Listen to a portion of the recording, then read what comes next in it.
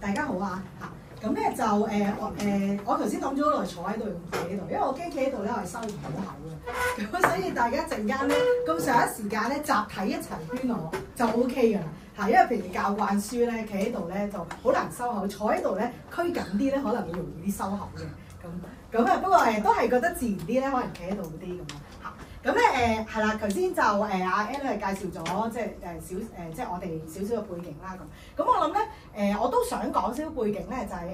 其實呢一個性別影響評估咧，最初咧應該副中心嘅同事阿 Vivian 啦，咁啊邀請我哋咧就幫手，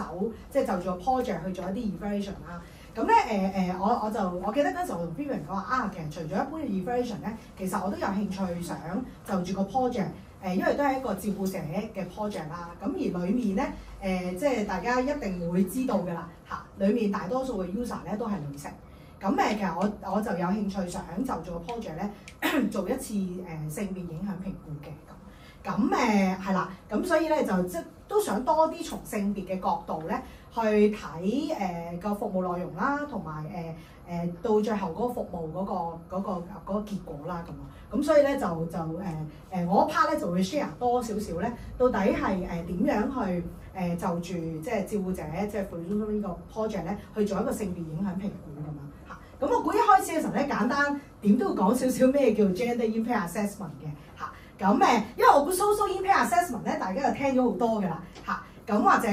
香港我諗呢10年好多 funder 其實都係 so far 都係要求做 social impact assessment 嘅。咁但係咧如果大家留意即係好多文獻咧，其實都討論咧就係好多時候咧喺 social impact assessment 裏面咧性別嘅角度咧係比較缺乏嘅嚇。咁係一般嚟講都比較 general 嘅。咁但係咧，我哋都睇得見咧，其實好多時候咧，一個政策嘅推出或者一個服務嘅執行咧，其實唔同性別人士咧都可能會有唔同嘅效果嘅嚇，或者係有唔同嘅經驗嘅。咁所以 that's why 咧就係啦，即係我哋都好想咧喺即係當我哋討論 social impact assessment 嘅時候咧，都希望可以咧講多少少點樣用性別角度咧去睇一啲 policy 啦，或者一啲 project 嘅成效，或者喺裏面需要留意嘅地方咁啊。咁我估一開始我其實就攞咗，因為所謂佢嘅定義就好多嘅嚇，咁我就攞咗咧即係係啦，即係歐洲。佢哋有個叫性別平等即係議會啦咁啊，咁咧佢或者係啦 Institute 啦咁佢就出咗一個即係好簡單咁樣，亦都易明白嘅定義。佢話其實性別影響評估係啲咩嚟嘅咧？就係一個咧應該係預早做嘅，唔係做完服務之後做嘅，唔係出咗個政策出嚟做嘅。其實應該咧係 before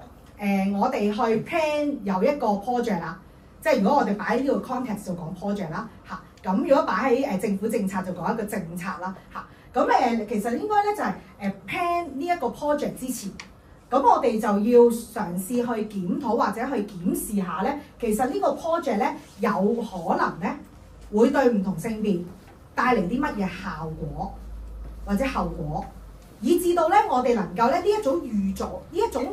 嘅檢視咧，令到我哋咧可以預防到一啲咧對唔同性別帶嚟嘅負面效果，即係預早知道、預早做好個分析去嚇。咁係啦，咁以至到即係當我哋咧能夠做咗個檢視之後咧，可以 identify 一啲嘅 preventive way 啦，一啲即係揾到一啲方法去防止當個 project 去執行嘅時候，或者當個 policy 去執行嘅時候咧，可以減少對唔同性別人士咧帶嚟嘅負面嘅後果啦。咁因為咧UN 佢哋咧就好似係啦，即係佢哋個 definition 就用緊 women and men 啦咁所以我就括住咗，其實理論上應該都係講 different gender 嘅嚇。咁係啦，因為我哋都唔應該即係忽略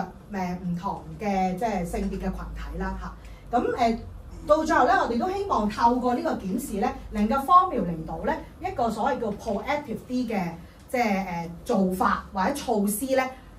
令到最後我哋個 project 能夠可以 achieve 到 gender equality。咁呢個咧就係性別影響評估咧想做到嘅嘢嚟嘅。咁講咗堆之後咧，簡單講少佢嘅 framework 咧就係啦，咁佢嘅 step 其實好簡單嘅啫。step 都係有好多嘅。如果大家抄文獻咧，有啲係4個 step，有啲係6個 step，有啲係5個 step。咁但係大致咧，其實個內容咧都係即係都係包括呢啲內容㗎啦。咁樣嚇，咁我都係用翻同一個 institute 嘅，即係佢 suggest 啦嚇。咁佢 suggest 咧有5個 step 嘅嚇。咁呢5個 step 咧就係佢話一開始嘅時候咧。當我哋要做一啲 program 啦、project 啦、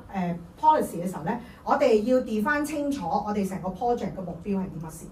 嚇，我哋想做啲乜先嚇。咁係嗱，其實呢樣嘢同 social impact assessment 唔爭好遠嘅啫，裡面嘅內容嚇。咁係啦，即係裡面個 step。咁第二個部分咧就係、當我哋知道自己想做乜啦，我哋想 address 啲乜嘢 issue 啊嚇，我哋想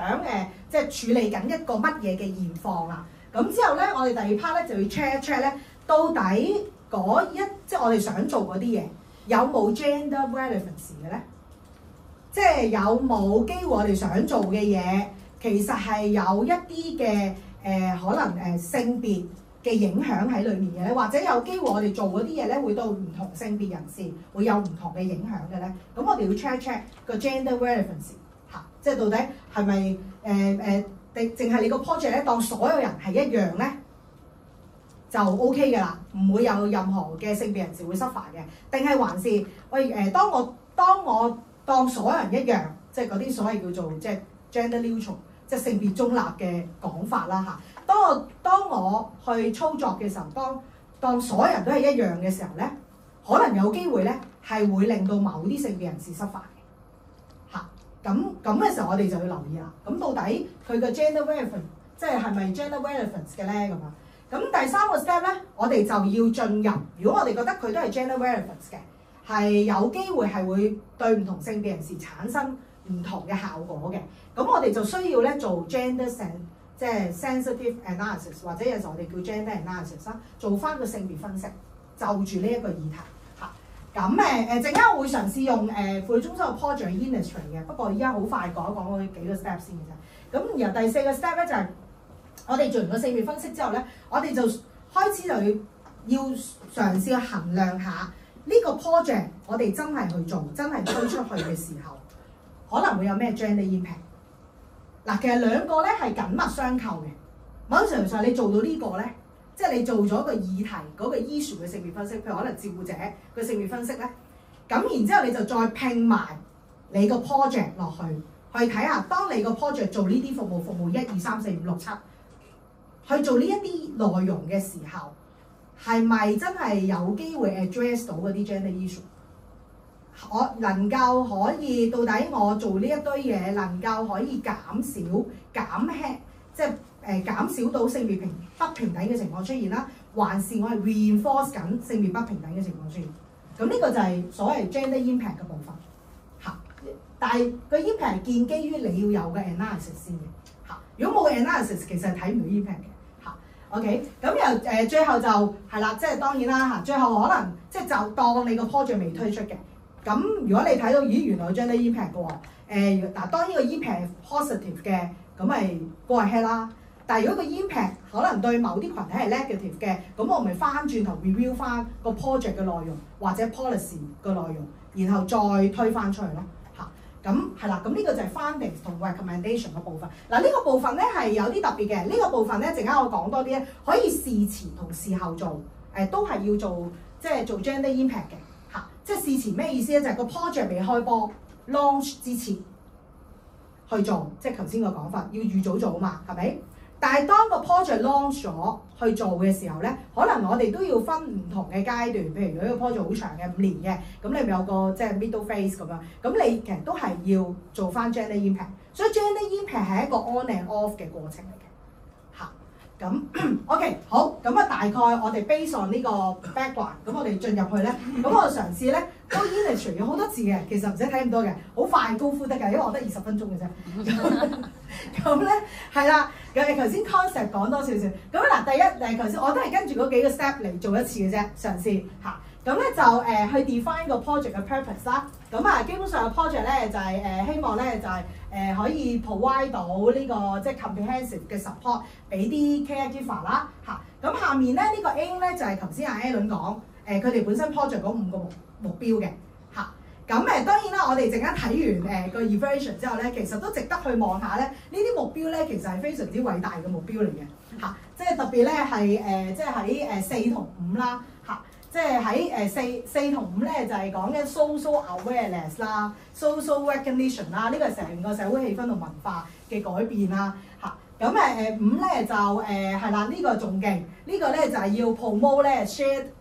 即係 care responsibility 啦，即係希望大家都 aware 去照顧，唔係淨係照顧者，唔係淨係屋企嘅責，其實成個社會要一齊 bear 嘅咁。咁呢個咧都係少少移風易俗文化上嘅改變。所以咧，其實如果大家望到咧，其實都應該冇乜可能係2年可以做得到嘅嘢嚟㗎。咁所以大家咧見到陣間 evaluation 嗰啲，即係嗰啲 findings 啫嚇。咁係啦，即係可以即係可以理解多少少咧，可能有一啲目標嘅 achievement 會高啲嘅，但係有啲目標嘅 achievement 咧，可能係即係比較少嘅嚇，或者個 change 比較少。OK， 咁係啦，其實最終咧我其實打得錯咗，應該 project 個 project 其實都希望想improve 個即係 well-being of 呢個 caregiver 啦咁樣。咁嗱呢個就係我設定咗個 project 嘅 position 先。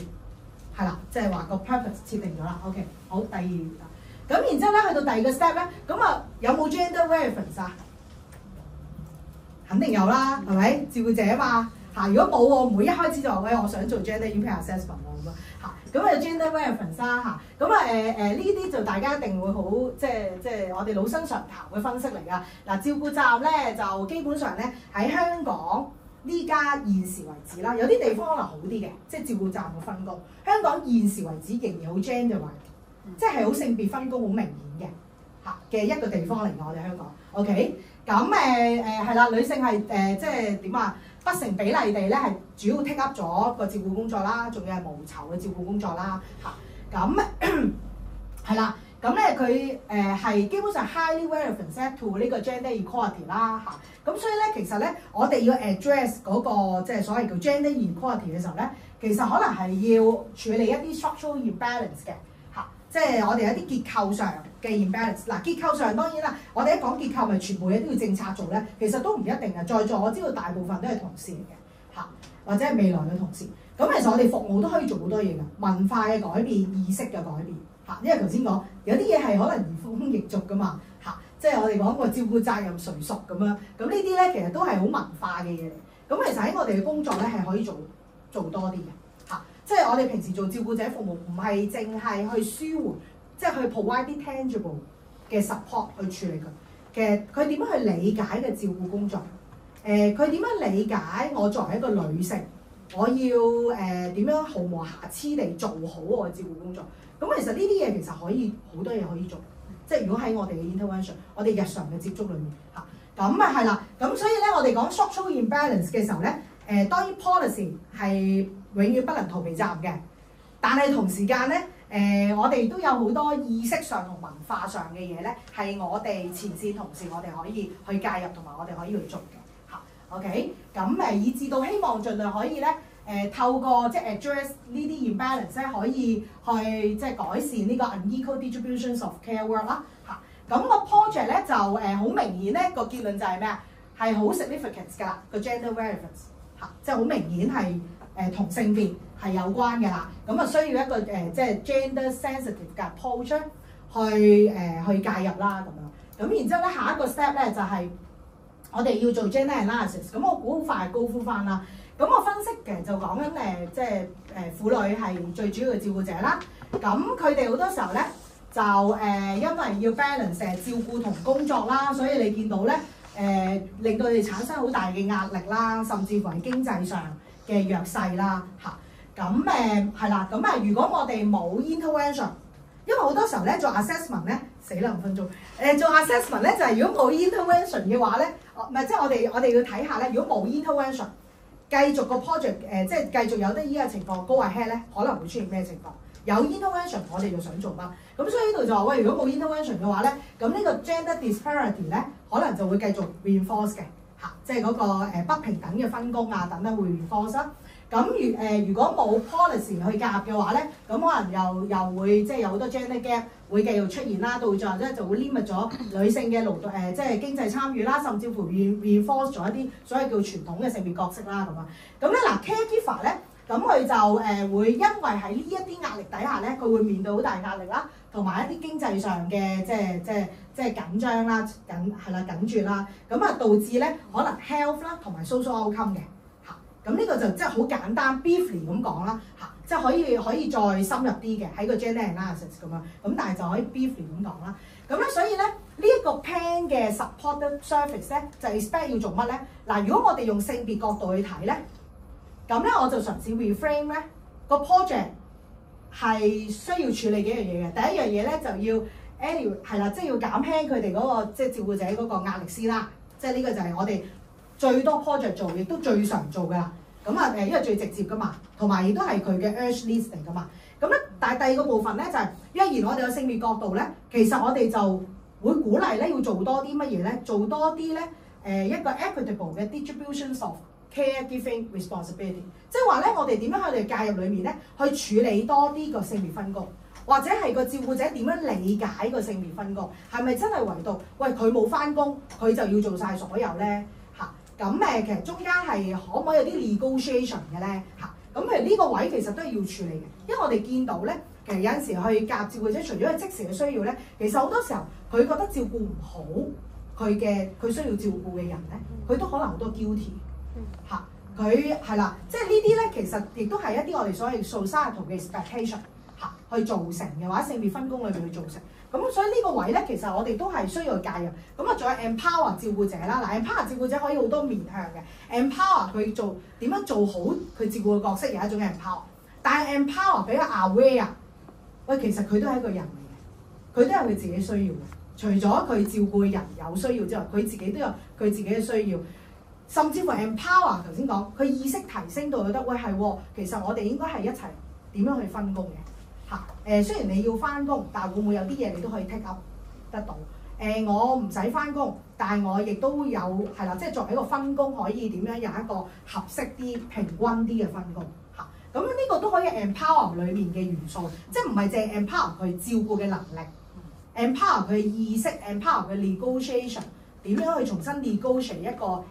more equitable 嘅即係分工。咁其實呢啲都可以 empower 嘅。又或者咧，有啲文獻甚至乎講咧，其實男性嘅照顧者咧，其實都好多 stigma 喎，以至到佢哋好難揾 support 或者揾唔到一啲佢需要嘅 support。咁其實會唔會翻轉頭亦都 empower 翻男性，佢點樣去作為照顧者或者 carry 照顧者呢個角色，其實都可以係一種 empower 嚇。即係我哋講照顧者都唔係淨係講女性嘅需要。OK， 好唔該嚇。咁咧就係啦，咁啊之後咧就去即係去衡量下個 gender impact 啦。咁啊 gender impact 頭先大致都講咗，其實 before and after 都係要做 on and off 嘅過程。咁咧嗱，今次咧我想點解煲咗個黃色咧？就係今次講咧，其實即係後面分享嘅數據咧，其實係做 after 嘅，係啦嚇。before 咧，我估同事都會有一啲分析嘅，咁陣間同事可以分享下啦。咁咧，但係係啦，咁我主要負責嘅部分咧，就係個 project run 咗一路 run 嘅過程呢2年裏面啦。應該收集咗1年到，即係呢1年時間到就收集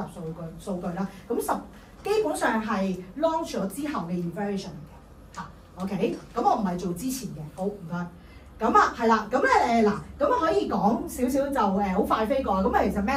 mixed method 啦，即係今次我哋講檢討或者我用嘅 gender impact assessment。咁有 quantity 啦，又好快喎，有 quantity 啦，有 qualitative， 可唔可以去前一版？係啦，咁好快交代少少。quantity 部分咧，其實我哋做咗3份量表嘅。咁啊 people test， 咁有啲對象咧，甚至乎做埋中間嘅 phase 嘅，因為呢對象參與年紀，咁我哋做埋中間嘅 phase 去做比較。咁係啦，咁qualitative 就做咗6個 focus group 啦。咁個對象咧就係義工啦，長者照顧者同埋兒童照顧者啦，咁都有做嘅咁啊嚇。咁呢個好係啦，咁然之後咁咧嗱，我頭先咧係煲咗 gender 嗰個量表嘅。嚇，因為想做 gender impact assessment 嘛，都想睇下經過夾之後咧，嗰個性別角色嗰個意識嗰個變化有冇咧咁樣嚇。咁所以就我就用咗呢個量表啦，因為呢個量表咧係2008年嘅時候中大咧都 ready 過喺香港度 ready 過即係喺一個華人社會裏面使用啦。雖然咧我都覺得有啲都有啲特別嘅，有啲 indicator 都嚇，可能都仲要斟酌。咁不過 anyway 啦嚇，咁因為都係本地 ready 過，所以就用咗呢個量表。咁你見咧，其實個量表多啲咧係講緊咧，真係即係 gender 一啲 gender role 嘅 belief 嘅嚇，即係性別角色嘅 belief 嘅。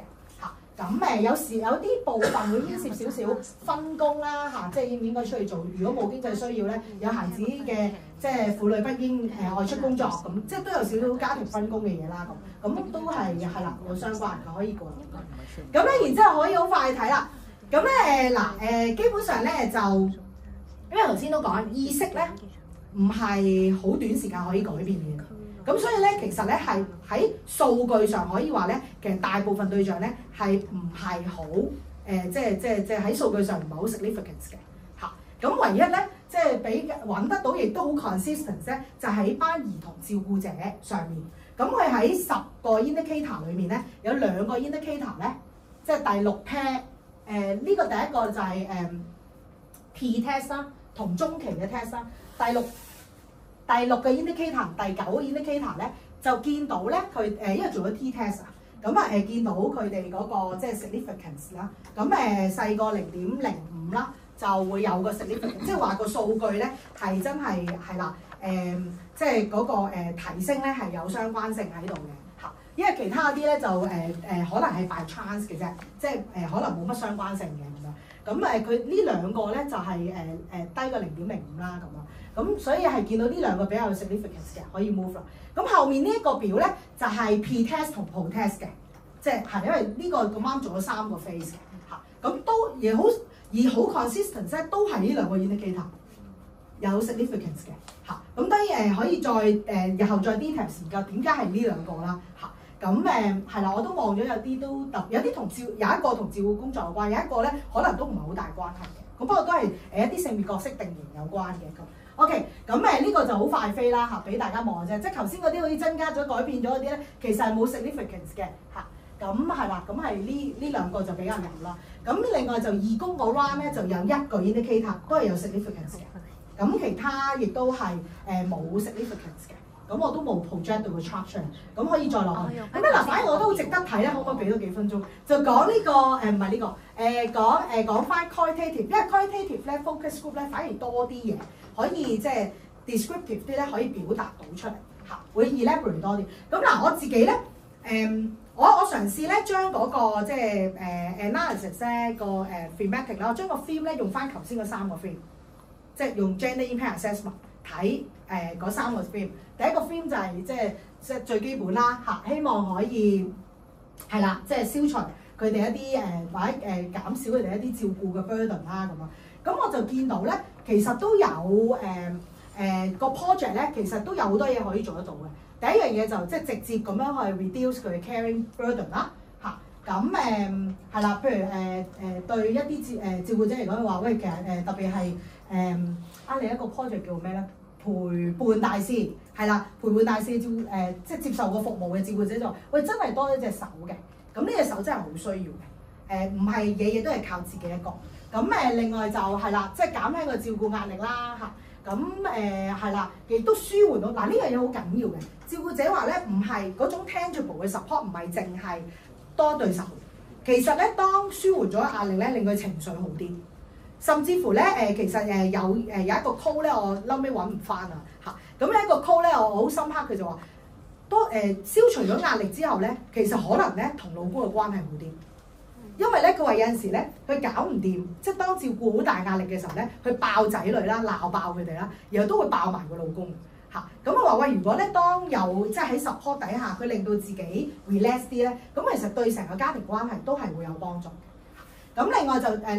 另外呢一個咧就係 time leave relief 啦嚇。咁即係可以令到啲照顧者咧可以relieve 翻出嚟咧，去 take care 翻自己。咁甚至乎有一啲就講話佢有病嘅時候，即係呢個 case 就講佢真係醫生同佢講話，你要即刻入醫院做手術，翻唔到屋企，但係佢仍然同醫生講，你可唔可以俾我翻屋企買一盒飯俾我老公先，因為我係個照顧者。有醫生話你就嚟死啦，仲諗住你老公。咁由係啦，咁由個照顧者就話係啦，即係佢話有服務，如果能夠喺一段時間支援到佢咧，其實係非常之重要。但係好多正規服務咧，佢哋分享咗好多正規嘅服務咧係要申請啦、審查啦、搞一輪啦，其實咧佢都應該死咗嘅。即係啦，咁所以正就係呢個位就引出即係下一部分就係講，喂，其實所謂叫非正規社區啦嚇，嗰個支援其實係非常之重要，嗰種彈性係好重要嚇。咁因為佢都係突然之間入個胃好痛，定腸好痛，入醫院，然後醫生就話你會即刻做手術㗎嘛，即係對佢嚟講都唔係 panic 㗎嘛嚇。咁 OK，咁咧嗱第二個 case 下一版啦，咁呢個咧就呢個都係time relief 啦，咁呢個 time relief 咧就係另外一方面啦。頭先我話 physical health， 呢個咧就係emotion mental health。咁佢一路都係好大壓力嘅狀況啦，要食藥啦咁樣嚇。咁佢講個服務裏面有陪伴大使咧，就真係上去佢屋企度陪佢啦，煮嘢俾佢食啦，甚至乎咧同佢一齊執個廚房。嚇！佢話廚房咧已經好耐都唔執，因為佢真係冇動力做呢啲嘢。咁佢覺得呢一個過程係好重要，而呢一類型嘅支援咧，亦都比較難喺正規服務裡面攞得到嘅。嚇！咁係啦，即係又係要一啲比較 flexible 嘅做法。佢後尾都會欣賞就話其實嗰個陪伴大使到最後咧，唔係機構轉介佢上嚟，係佢私底下見到佢好需要幫助，然後私底下再聯絡佢話我都繼續，即係好似朋友咁樣。係啦，陪佢行過咗佢人生最艱難、最黑暗嗰幾個月。嚇，咁係啦，咁OK，咁另外就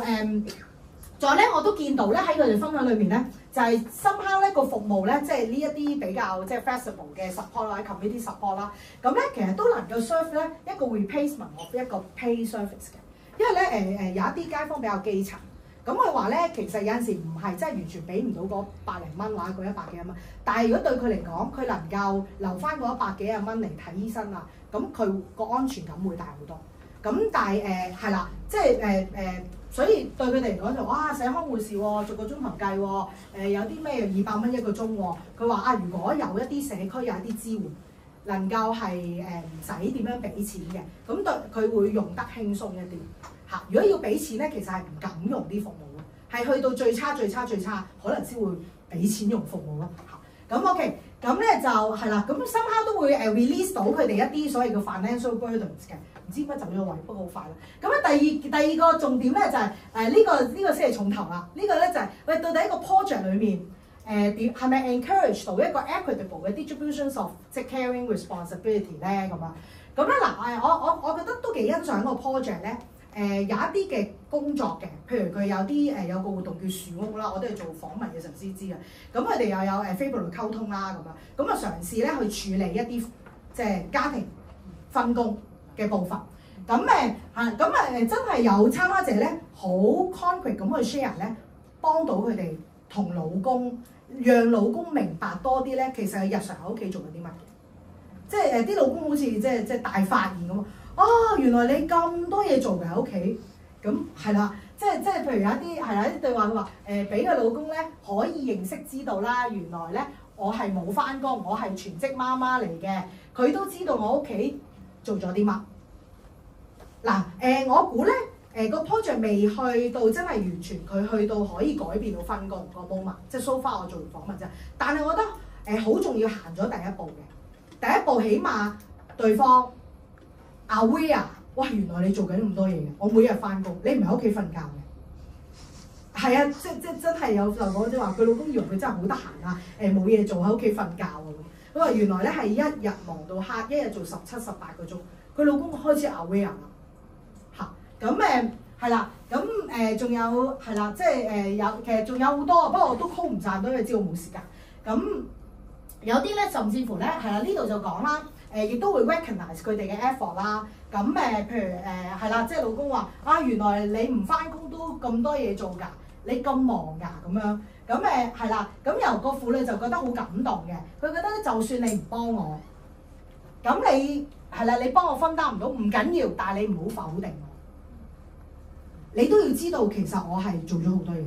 嚇。咁呢個都係即係婦女分享嘅心聲嚟嚇。OK， 咁當然我都有問佢啊，咁到最後其實有冇重新分工啊？佢話：我老公啊成日都係翻工，其實分工就好難啦。起碼佢欣賞下我都好啦，心情都會即係好好多啦咁樣。咁啊，仲有就係係啦，佢 redistribute， 即係佢係咪可以 redistribute 咧？即係嗰個喺個 family 嗰度咧。咁嗱，呢度就講咧。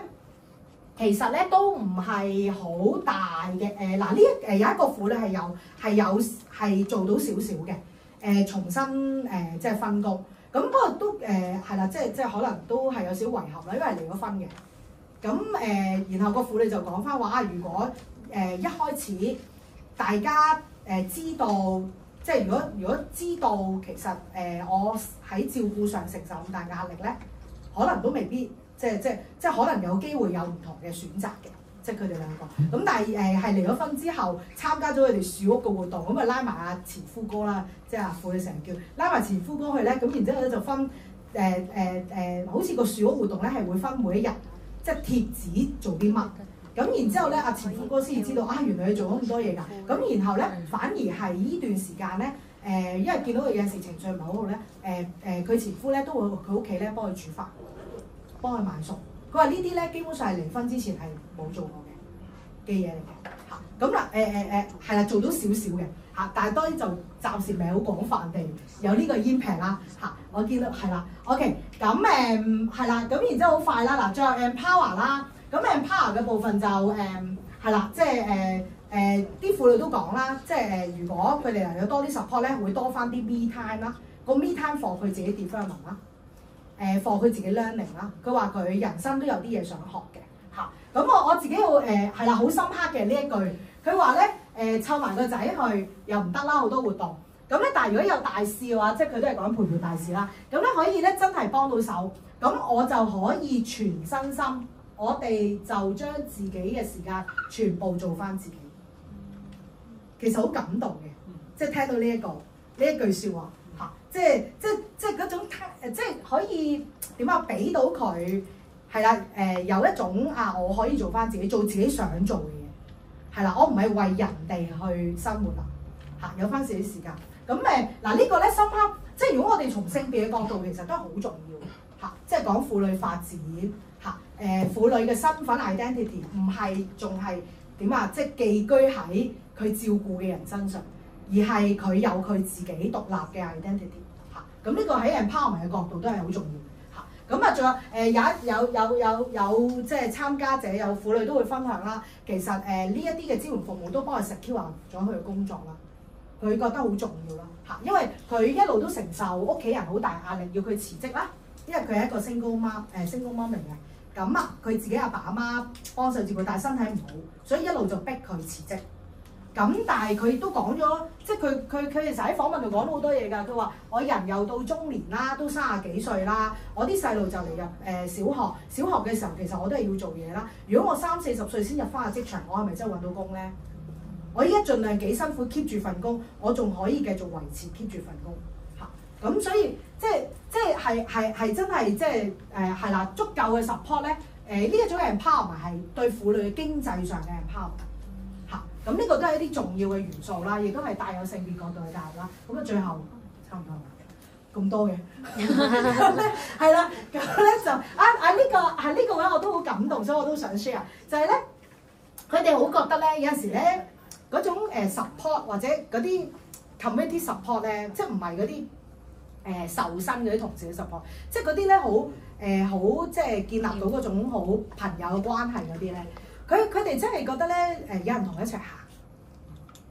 係啦，唔係淨係多對手咁簡單，係佢唔再 stand alone。有咩事嘅時候，佢個心穩定啲啊，安心啲，佢就用安心呢個字去形容。佢知道有個人喺隔離，有事嘅時候可以揾邊個。咁原來係好緊要啊，對佢嚟講嚇，即係佢話以前咧好多嘢都係靠自己，乜嘢都係自己去做，好多擔心。咁但係咧有個人喺旁邊梗係好啦，安心2個字咁咯嚇。咁嗱呢啲就係即係講緊嗰種嗰種係啦，被 support 被 back up 嗰種感覺。咁都係 empower， 即係 kind of 其中一種 empower 嚇，令個安全感大好多嚇。咁啊仲有呢個就講緊就當嗰啲社區支援咧，原來好重要咧。我發現都 serve 緊一個 purpose 咧，其實係讓佢哋咧可以掌握多啲社區資訊，因為支援佢嘅人咧係會帶到好多社區資訊俾佢，會同佢交流佢生活點啊，佢平時點樣處理問題啊，去邊度買嘢平啲啊，咁其實會話俾佢聽，因為佢即係佢都講咧，佢話啊好多時候咧，佢哋因為照顧角色咧，其實令到佢哋冇乜空間周圍去啊，咁所以其實好多嘢都未必好知道，然後反而個陪伴大使就會同佢分享好多經驗啦，分享好多資訊啦，下一版唔該。咁我哋都係飛，咁最後就係咪未飛到嘅？咁最後咧就係啦，最後呢個 point 唔單止係幫佢掌握資訊啦，我諗喺訪問裏面我見得到咧，其實社區支援佢嗰個人嗰個義工啦、街坊啦，其實都係幫佢咧將照顧者同個社區聯繫翻一齊。係啦，因為佢哋都講好多時候佢就係一日忙就係照顧。其實佢都冇乜空間，揾朋友嘅時間都冇乜。咁但係如果嗰啲義工即係佢陪診啊、睇醫生啊諸如此類嘅時候，其實係多咗同其他人交流嘅機會。其實係重新將佢哋同翻社區去接軌。所以有陣時可能有一啲嘅 function 咧，未必係一啲 well trained 嘅同事可以完全做得到咯嚇。反而呢啲 function 可能係社區，即係呢啲係啦，即係呢個果效反而即係可能社區支援做得多啲，不過係啦。好，最後咧，其實我想總結少少咧，就GIA 啦嚇，其實係一個 tools 咧，幫我哋提升gender sensitivity 啦，喺我哋 formulate 一啲 service project 裏面，甚至乎我哋前線 practice 裏面啦。咁 GIA 咧，如果大家一定有聽過 gender mainstreaming 啦，gender mainstreaming 咧，性別主流化咧，其實係一個策略，一個 strategy 嚟嘅。咁某程度上咧 ，GIA 就係嗰個工具咧，幫我哋點樣執行呢個 strategies， 點樣去將呢個 strategies 去具體地去推行啦咁。咁咧佢係 recognize 緊咧，即係如果我哋擺喺照顧工作度睇咧，我哋係要 aware 多啲咧。如果我哋從性別嘅角度，就 aware 多啲一個有性別化嘅即係照顧分工啦。我哋要 ensure 咧，即係如果我哋從性別角度介入咧，我哋要 ensure 咧一個 equitable 嘅 access 同埋 support 啦嚇，即係可以平等地佢哋都 access 到佢哋需要嘅資源啦，同埋攞到佢哋需要嘅 support 啦。無論男性女性，我相信因為今次婦女中心服務嘅對象咧，男性嘅照顧者比較少，所以咧其實唔係好有數據睇得到咧男性照顧者嗰種獨特性同獨特嘅需要。不過我覺得係好值得。即係如果有啲機構係多男性照顧者嘅時候，真係好值得做翻啲 evaluation。我相信咧，其實需要可能係有啲唔同嘅有機會嚇，佢哋 suffer 緊嘅嘢。咁係啦，咁到咗我哋希望 promote 一個 inclusive 同 gender sensitive 嘅 practice 啦。咁咧少少心得想分享咧就係、其實如果我哋要做到GIA 咧 gender analysis 其實好重要嘅。如果你一起步冇 gender analysis 咧，其實就冇晒後面嗰橛嘅。成個 intervention 嘅元素可能都係冇咗性別嗰個視覺，然後到 evaluation 咧就更加冇，亦都睇唔到咧。其實我哋做完出嚟嗰個服務，到底對唔同性別人士係帶嚟啲乜嘢影響咧咁啊？咁最後就不過當我哋要做 GIA 咧，或者做gender impact assessment 好同即係 gender analysis 都好咧，其實 gender statistic 係非常之重要嘅。即係我哋所有一啲性別分隔數據，咁我哋香港都比較缺乏嘅。但我希望咧，其實作為機構同事咧，其實可以每次做完服務之後咧，都自己去儲一儲個 database， 做翻個性別分隔數據，去知道下咧，使用你服務嗰個唔同性別人士啦，甚至乎咧可能佢哋使用服務嘅 pattern 啦、次數啦，其實你做到啲分析咧，其實已經好幫到你一開始去 plan project 嘅時候做前面嗰個 launch project 嗰個 gender impact assessment。咁如果我哋冇啲數據咧，其實係有啲難處理嘅嚇。OK， 唔好意思，我知勁 over 啦，講晒，係啦。咁再討論再傾。係啦，唔該晒 Doris 啦。咁Doris 係好厚道地，即係講咗我哋個計劃好，即係好似做到好多好有意義嘅 support 啦，係啦。唔係我講啊，我都曬講嘅。我都覺得係嘅，即係我哋嗱當然受訪問嘅都係我哋邀請嘅 user，咁所以佢哋都可能會好俾面我哋，即係講咗一啲讚歎嘅説話。不過我想提翻咧，其實Doris臨尾講咗一啲，即係我覺得係我哋今日可能可以再傾多啲嘅地方。第一就係我哋陪伴大使，即係做義工咧，其實絕大部分都係女性嚟嘅，係啦。咁冇乜男士去參與嘅，係啦。咁如果你睇得再高啲，如果我哋話要做頭先有個 terms 叫 equitable distribution of caregiving responsibilities， 即係如果要推動一種平等啲嘅、公平啲嘅性別分工去做 care 嘅工作咧，其實我哋個計劃咧係可能喺呢一度咧係一個好遺漏嘅地方啦。第二就係、你想像一下啊，其實呢個係 Doris 琴日我哋傾嘅時候，係咪琴日唔係前日？前兩日我哋傾，其實一個好重要嘅咧就係而家我哋係啊，我哋將一啲個人嘅照顧嘅工作就推咗去個社區嗰度揾義工幫手啦。咁呢件事本身我哋嘅計劃5啦，係啦，其實我哋係想即係將照顧嘅責任唔係個人嘅，係變咗家庭同埋社區。但係調翻轉你諗真一啲，我哋推出去社區嘅時候，社區邊一啲人去承托翻呢班照顧者咧？又係女性喎，係啦。所以其實我哋完全無助於去處理嗰個性別平等同埋性別分工呢個位置。咁所以咧下一位同我哋分享咧就係阿卡啦，係啦，睇下佢可唔可以俾到一啲 insight 我哋，即係究竟推動一啲社區支援服務嘅時候，其實我哋可唔可以有啲咩策略可以做多啲咧？咁樣係啦。咁阿卡嘅即係研究咧，我知道係好特別嘅，你嘅專長係啦，或者你可以講多少少等大家了解一下，係啊，交個麥俾你，唔該。好，唔該晒 Alan 啦。咁我做 social network analysis 嘅 community support social support 嗰啲嘢啦，係啦。咁喺個研究嗰度啦，我哋都用 network analysis 去睇翻成個計劃，從社會網絡角度嗰度可以睇到啲乜嘢啦。咁當然呢個 project 就除咗頭先我哋分享之外，其實另一 part 就係嗰啲照顧者熱線，我哋都會用咗 AI 去分析究竟可唔可以用揾翻一啲 high risk 嘅 caregiver。不過呢度我哋就唔會再分享喺度啦。咁另外講到呢個研究就好感謝照顧者福利中心佢哋幫手一齊去做啦，冇咗佢哋就攞唔到啲 data 翻嚟啦。咁另外都多謝聖方濟各大學同埋敘善堂嘅研究經費嘅提供啦，係啦。好，咁我就講翻個係啦。咁頭先我哋都應該聽到啦。如果要讓女性做翻自己，即係唔係依附住 family 啊，唔係依附住丈夫啊，唔係依附住仔女嘅自己咧，其實 community support 好重要嘅。我覺得呢一 part 可能相對地比較難去做到自己啦。咁究竟點解呢啲嘢咁重要，或者 community support 其實係啲乜嘢？佢點解好似近呢幾年先多人講嘅咧？咁我諗成個 community 有啲係 formal sector， 即係好似政府機構啊，或者大家 social service support 嘅即係 provider 啦。咁喺社區嗰度，大家應該會知道街坊啊，或者啲小店啊、鋪頭啊，其實佢哋都係 part of community 嚟嘅。喺呢個 support 或者照顧呢個過程嗰度，究竟街坊隔離屋嗰啲人啊，或者鋪頭啊，佢哋有冇角色嘅咧？咁我哋想喺個研究嗰度再顯示翻。其實formal service 一定要有嘅，但係呢一班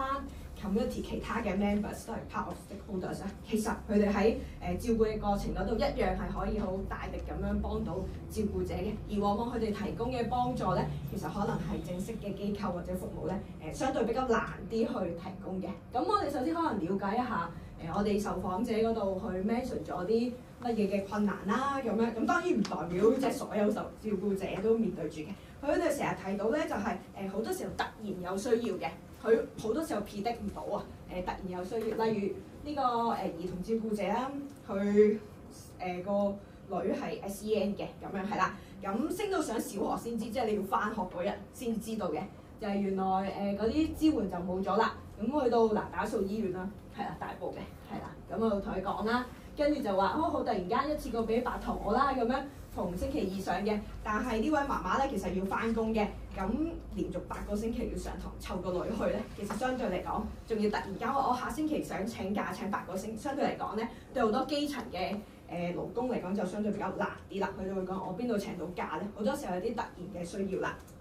好啦，另外受訪咧就係、有啲緊急嘅嘢，有時突然間要做，可能自己病咗上去睇醫生，又或者份工可能請唔到假或者要加班。唔係個個身邊都好幸福咁，有人可以即時提供支援嘅。係啦，又冇老爺奶奶啦，或者屋企人亦都要住院，屋企人冇辦法幫佢手嘅時候咧，老公又要翻工，得自己一個湊小朋友，咁好多時候佢都冇辦法可以係啦，即係佢遇到呢啲好突然需要幫助嘅係啦呢啲困難啦咁。另外啦，就係、其實咧，佢哋有時需要嘅幫助係一啲好我哋所謂好點樣講 minor 嘅嘢，好小所謂嘅小事，對照顧者嚟講絕對唔係小事，但係對可能我哋其他唔係照顧者嘅嚟講，就可能應該唔係好少嘅事。例如啦，就係呢個7點半到9點半呢個時間上晝係啦，佢想揾人湊一湊自己嘅仔女，冇理由獨立兒童在家中㗎嘛，咁但係佢又要翻工，做唔到呢樣嘢，佢就想揾人幫手，其實係睇翻2個鐘幫手湊佢仔女嘅啫。咁另外呢個照顧者 A 啦就話好無助，但係呢啲小事冇人幫到佢啊，就係阿仔放學啦，咁佢又未放工喎，但係阿仔又想去中心度托管咁樣，咁有個距離嘅，你有冇理由揾個小學生自己行過去啊？過馬路有啲危險，咁有冇人帶到佢去咧？10分鐘路程嘅啫，咁呢啲其實都係好少嘅事，但係往往咧照顧者就覺得相對好難咧可以揾到呢啲咁嘅服務啦咁。另外啦，就係啦，學校有託管嘅，佢都講得好直接啦，咁樣係啦，託管到5點啦，學校就5點完啊嘛，佢就放學啦。咁阿媽就6點收工，中間隔咗一個鐘，咁點算咧？即係叫佢自己去公園玩，定係去商場自己行街咧？兩樣都好似唔係一個 good choice 喎。咁所以都要揾人去即係照顧呢個小朋友嗰1個鐘啦。咁我哋見到其實可能全部都係10分鐘嘅路程啊，2個鐘啊，或者接送放學。但係呢啲事咧，佢又好相對佢哋嚟講係好難可以揾到人 support 佢啦。好啦，另外就當然啦，好多人都會話啦，即係有時你行街或者見到喺茶樓聽到人講嘢就依家已經有好多越嚟越多嘅照顧者服務啦。咁我哋唔會否認呢樣嘢嘅，但係照顧者知唔知道咧，其實係另一回事嘅，係啦。咁呢個係啦，呢個照顧老人護老者佢就講啦，同另一個義工講，我都係啱啱聽其他人講，我先知原來有呢啲服務嘅咁樣。咁呢一個就解釋啦，佢已經冇餘力佢連自己都照顧唔到，要照顧一個人，然後我都冇時間照顧到自己，你仲叫我花精力去揾呢啲 information， 即係你送到上埋嚟，其實我都要睇噶嘛，我都要諗噶嘛。咁根本就冇能力或者冇餘力去消化呢啲資訊，所以根本就唔知道有啲乜嘢information 係啱我嘅咁樣，咁所以缺乏呢啲 surface 嘅 information 或者 community resources 嘅 information， 其實都係一個比較普遍啲我哋見到照顧者遇到嘅困難啦。咁呢個又稱呼叫做 information burden 或者 navigation burden， 佢需要精力去了解 information， 但係佢又冇咧咁樣。咁另外就呢個咁大家可能聽過冇人明嘅啦，係啦。咁頭先我哋都會見到啦。我話你唔使話俾個仔聽啦，咁因為佢驚阿仔會擔心自己病咗，係啦。咁如果話俾其他屋企人聽，其他屋企人可能會擔心你。咁對照顧者嚟講，佢唔想增加其他 family member 嘅 burden， 因為驚阿仔呢個 family 就係阿仔自己去養家嘅翻工。如果阿仔唔翻工咧，屋企就有相對有啲困難啦。咁另外啦，可能就會同即係自己照顧嘅對象講，其實自己都好辛苦啦，但係往往都可能就會俾佢鬧翻轉頭啦咁樣。咁結果就係個 situation 就係佢唔明白照顧者嘅角色其實相對都有困難嘅，都會有時心情唔好啊咁樣。咁另外就係啦。咁有時有啲人都會話同朋友講啦，跟住佢哋都有時有講同朋友講，佢哋話咁你請姐姐咯。但係我諗好多照顧者都有分享嘅，即係入邊都話請姐姐唔係萬能嘅，有陣時都夾唔到 family 嗰度，咁呢個都會係冇人明嗰個請姐姐唔係一個萬能嘅方法嚟嘅。好啦，咁 current formal service 即係好標準啊，好正式嘅 service 的確有用嘅，但係照顧者就反映啦，其實有啲可以。即係有啲 limitations 啊，另外就係個 flexibility 彈性啊，係啦，咁佢都有講嘅，咁係啦，我諗呢個在座大家可能好熟悉啦，你住邊一區其實係隸屬於邊一個中心啊或者咩，但係對平民嚟講咧，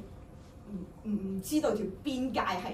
點嘅，亦都唔明點解會咁樣畫嘅，即係例如佢明明住喺嗰間中心隔離，但係咧佢就唔係隸屬喺附近啦，係啦，隔離街嘅啫，佢就唔係嗰度，佢就要行去另一間好遠嘅中心。對佢嚟講，佢就充滿住問號，點解喺隔離嘅我又唔可以用？咁因為呢個係照路人護老者嚟嘅，咁你要推住個老人去另一間遠啲，明明我喺隔離街有間中心，但係我又唔可以去，要去一間遠啲嚟，其實對佢嚟講係好 frustrate 嘅，係啦。咁呢個 low flexibility 啦，係啦。咁另外都有講啦，係啦，即係有啲 surface 啦，係啦，上嚟家訪啦，咁話你唔合資格喎，因為你有個仔喺度喎，咁阿照顧者都好不滿就係，咁我係有個仔，佢又未結婚，咁就令到我唔符合資格。又或者另一個就係個照顧者要瞓咗喺度攤咗我先幫到你送飯喎，咁照顧者就好無奈，係咯，即係有啲要求，但係往往佢哋個 situation 又未達到嗰個標準，就用唔到嗰啲 surface 啦，但係又咁啱喺個 gap 度冇其他嘢 support 到佢咁。好啦，咁另外啦，頭先都有講過 financial burden， 好多時候基層照顧者其實可能收入都掹緊嘅。咁120蚊係啦，佢就話佢月光族嚟㗎啦，咁樣係啦。咁社康護士啦，每次120蚊啦，佢就計啦，喂一次120蚊，兩次就好多錢咁，係啦，佢就會就住㗎啦，咁樣係啦，未必如果可以嘅時候就唔用㗎啦。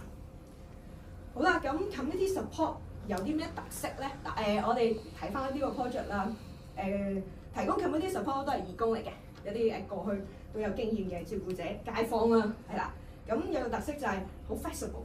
你提供嘅係啦，即係唔會話7點半我未開工，所以冇 surface， 唔會嘅咁樣係啦。咁另外就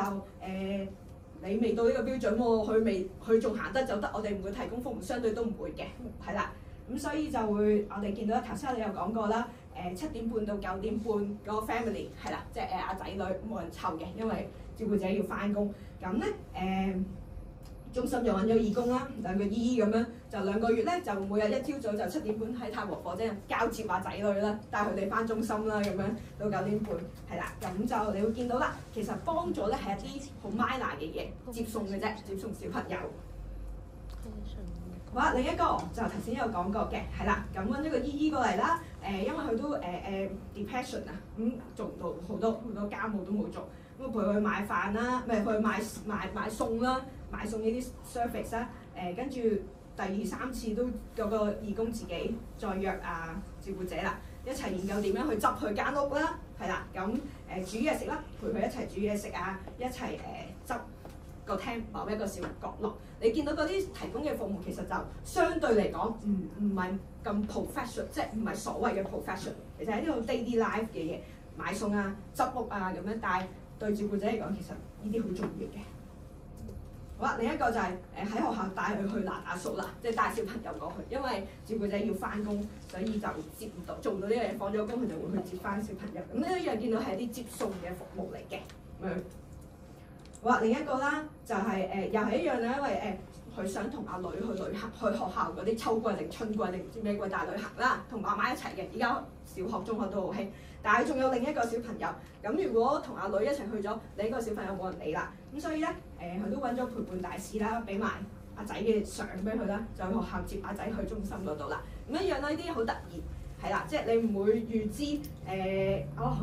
我呢一日可能學校原來會想家長一齊去埋旅行。咁我就1年前就 book 定，我今日就揾人接埋阿仔先，好難做到呢樣嘢嘅，因為好多時候都係 sudden list，咁所以就揾咗義工啦、陪伴大使幫佢手，令到照顧者可以同阿女一齊去旅行啦，咁樣。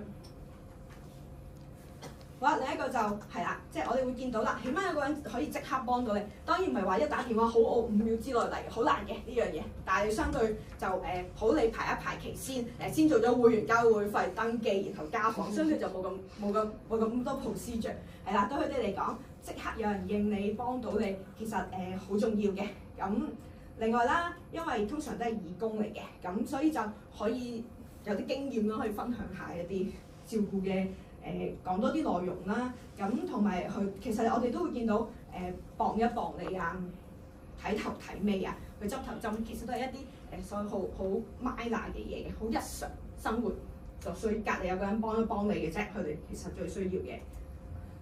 係啦，咁就另外啦 feature 除咗 flexibility in terms of 嗰個 content service 嘅 content 之外啦 ，application time 啦，咁好多位受訪者都有講過就係好快。係啦，即係只要義工 available 就會即刻覆你，即係你唔得都冇所謂，你覆翻我啊咁樣，係啦，好快咁樣去揾到幫手啦。咁我哋都有問，咁有冇要求提早幾耐？好似唔使，因為有陣時好多突然需要嘅sudden list，你冇辦法提早要求，因為你都唔知啊原來我聽日會病嘅咁樣，好難做到呢啲嘢。咁所以我哋就可以好快咁樣 respond 翻照顧者啦。係啦，及時，好多位受訪者都有講及時嘅回覆啦，俾你知道佢幫唔幫到，你幫唔到我哋話翻俾我聽，佢就會再去自己諗辦法咁樣，係啦，呢兩個字好重要嘅，因為對照顧者嚟講，佢真係今日唔知聽日事，你好難叫我去預約幾時要 service 啊咁樣，我都係突然間出現，我就要突然間求救，而所謂求救嘅內容可能都係一啲小事冇人幫佢，其實會令到佢哋好 frustrate 啦。係啦，咁另外就相對嚟講，佢哋會覺得community support 通常揾翻街坊啦，過去嘅有經驗嘅照顧者啦，咁對佢哋嚟講其實嗰種同行或者相似嘅感覺對佢哋嚟講係好重要嘅，因為你揾個阿媽佢就會覺得咦我好煩，揾個社工佢又好虛寒問暖，又驚係咪有啲表嗰啲咁樣，係啦，咁揾翻個過去社區嘅街坊咧，其實佢就會覺得一齊行，因為佢可以有啲經驗分享，有實在嘅經驗咁樣，咁而對社區即係對照顧者嚟講，其實呢一個都係互相支持，俾佢感覺係互相支持。可以建立咗個 network 出嚟嘅互助咁樣，係啦，咁陪伴你一齊行啦，咁樣係啦，佢會覺得呢個感覺，佢哋好中，佢哋對呢個感覺好 positive 嘅咁樣。係另一個啦，互相幫忙啦，另外呻下啦咁樣，即係有陣時照顧者去呻嘅時候，可能講得好點樣講？好直接嗰啲內容好豐富啦，咁樣咁可能對住社工佢哋會拘謹啲，但係對住同伴自己咧，可能就會更加暢所欲言啦。所以佢哋會覺得一個渠道，比如上呢啲 emotional support 其實喺成個照顧嘅內容、照顧嘅 journey 嗰度都非常重要嘅。可能有人聽你講嘢已經夠㗎啦，佢幫唔到你，不過佢唔會你講一句，佢會夾翻你一句咁，其實就已經好重要㗎啦。咁樣係啦。例如佢護老者 D 都有講，你身邊嘅朋友你同佢哋講，佢哋就俾好多意見你啦，你請姐姐啊，但係佢心諗呢啲方法我都用過晒啦，我又唔係未試過，但係你又喺度話我，咁所以唔係同路人一齊去分享咧，其實有時都會令到佢哋好 frustrate 嘅。係啦，咁另外咧就係勸佢啦，唔好咁搏啦，要照顧翻自己。呢啲可能咧對即係冇照顧經驗嘅人嚟講，佢就相對咧好。可能近呢幾年好啲啦，以前嘅話就應該好少人會對照顧者講，可能你要照顧咗自己先啦，係啦。如果冇經驗嘅人，另外啦就係人哋根本唔知道你嘅感受係點啦，淨係我加油，但係呢位受訪者已經講佢好憎聽到加油，因為佢已經好努力嘅，你仲叫佢加油，咁係啦，但係你又乜都幫唔到咁樣，係啦，咁其實。係咯，即係有時都會令到冇 appropriate 嘅 emotional support，其實都會令到受訪者或者照顧者其實好 frustrated。係啦，咁所以我哋見到咧，其實從喺個例子嗰度 case 嗰度，照顧者喺呢個 support network 嗰度拎到嘅 resources emotional support 之外咧，其實都係一啲相對比較我哋所謂嘅瑣碎嘅 support 嚟嘅，一啲有 daily life， 一啲有突然需要嘅小 support。咁呢啲嘢就唔使話好特別要有 training 先至提供到嘅，咁正正就係community support 嘅重要性啦。咁所以其實將來去計劃嘅時候，或者我哋係咪或者係咯機構可能就會諗一諗點樣可以 involve 多啲人可以提供到呢啲 community support，因為我哋其實頭先見到通常都係接送服務啊，陪一陪佢買餸啊，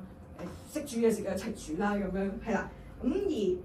要增強翻呢一個 community support， 咁當然越多人越好啦，係啦。咁點樣可以係啦？因為街坊啊、義工啊，相對比較 flexible 啲嘅。咁點樣 enhance community support 咧？其實其中一個途徑係咪可以 involve 多啲男性參與呢個 community support 啦？咁因為傳說就話男人唔識做照顧工作啦，但係我哋睇翻 data， 其實男性成為caregivers 嘅數字其實已經越嚟越升高嘅，即係多咗㗎啦。香港咧91年2900到依家19000啦，台灣就45% full time male， 係咯，即係有有family caregivers 啦，係啦，咁增加咗10% 嘅啦，咁日本都多咗好多㗎啦，係啦，23升到上35，咁其實我哋會見到咧男性參與照顧嘅數量就會越嚟越多嘅，咁其實佢哋都會累積咗一定經驗，而且佢哋對 community 嘅熟悉程度都應該係相對有一定嘅熟悉嘅。咁點樣可以 involve 更多嘅男性落去 community support 嗰度咧，從而令到成個 community 嘅 support network 多啲大啲咧？其實就可能諗一諗機構係咪點樣可以製造一個 platform 去 involve 更多男性參與呢個照顧者工作啦。咁樣或者參與個 community support 嘅工作，特別退咗休嘅男士咁樣係啦。咁因為我哋成日即係現成男性未退休之前，好多時候花好多時間喺工作上邊，佢留喺 community 嘅時間相對少啲。即係我點樣知道呢度有間中心咧？我就要成日喺 community 度生活或者行，咁我先知道有中心。但係如果男性成日出咗區外工作，其實佢根本就唔知道呢個社區嗰度有啲乜嘢 social service provider。你過去做義工，佢根本就唔知道有呢間中心嘅。咁所以點樣係啦？即係佢突然間退咗休，留咗花咗好多時間喺社區嗰度，點樣可以吸納翻佢哋入去中心入邊有義工網絡又好，俾機會佢哋去參加一啲 community support 係啦，從而壯大翻個 community support 嘅 network 咧，其實可能都需要思考一下，機構係咪可以扮演一個角色去吸納翻大家入去係啦，即係組織翻佢哋成為呢個 part of community network 嘅 support 嘅 members 咧。究竟有啲咩 platform 可以 favour 男性係啦，即係 encourage 去 motivate 佢哋去提供一啲 community support 咧？咁我諗等陣應該有啲係啦，我哋有啲例子 case study 咧，就可以俾大家睇一睇，究竟有啲咩 platform 或者有啲咩方法可以係啦，令到男性可以參與呢個 community support network 啦。係好，咁我要講嘅就係咁多啦。